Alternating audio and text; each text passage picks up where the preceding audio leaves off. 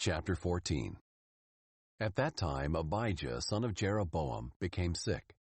Jeroboam said to his wife, "Go disguise yourself, so they won't know that you're Jeroboam's wife, and go to Shiloh. The prophet Ahijah is there. It was he who told about me becoming king over this people. Take with you 10 loaves of bread, some cakes, and a jar of honey, and go to him. He will tell you what will happen to the boy." Jeroboam's wife did that. She went to Shiloh and arrived at Ahijah's house. Ahijah could not see. He was blind due to his age. But the Lord had said to Ahijah, "Jeroboam's wife is coming soon to ask you about her son, for he is sick. You are to say such and such to her.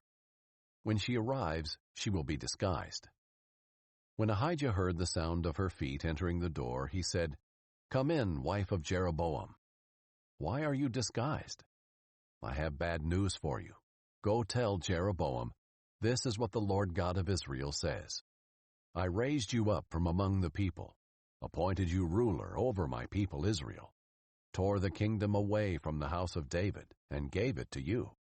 But you were not like my servant David, who kept my commands, and followed me with all his heart, doing only what is right in my sight. You behaved more wickedly than all who were before you. In order to anger me, you have proceeded to make for yourself other gods and cast images, but you have flung me behind your back. Because of all this, I am about to bring disaster on the house of Jeroboam. I will wipe out all of Jeroboam's males, both slave and free, in Israel.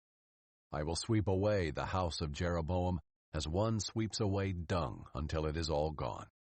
Anyone who belongs to Jeroboam and dies in the city, the dogs will eat, and anyone who dies in the field, the birds will eat, for the Lord has spoken. As for you, get up and go to your house. When your feet enter the city, the boy will die. All Israel will mourn for him and bury him. He alone out of Jeroboam's house will be given a proper burial, because out of the house of Jeroboam something favorable to the Lord God of Israel was found in him. The Lord will raise up for himself a king over Israel, who will wipe out the house of Jeroboam. This is the day, yes, even today. For the Lord will strike Israel so that they will shake as a reed shakes in water. He will uproot Israel from this good soil that he gave to their ancestors. He will scatter them beyond the Euphrates, because they made their Asherah poles, angering the Lord. He will give up Israel because of Jeroboam's sins that he committed and caused Israel to commit. Then Jeroboam's wife got up and left and went to Tirzah. As she was crossing the threshold of the house, the boy died. He was buried, and all Israel mourned for him, according to the word of the Lord he had spoken through his servant the prophet Ahijah. As for the rest of the events of Jeroboam's reign, how he waged war and how he reigned, note that they are written in the historical record of Israel's kings.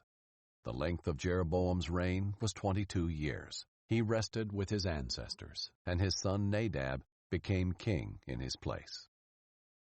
Now Rehoboam, Solomon's son, reigned in Judah. Rehoboam was 41 years old when he became king. He reigned 17 years in Jerusalem, the city where the Lord had chosen from all the tribes of Israel to put his name. Rehoboam's mother's name was Naamah the Ammonite. Judah did what was evil in the Lord's sight.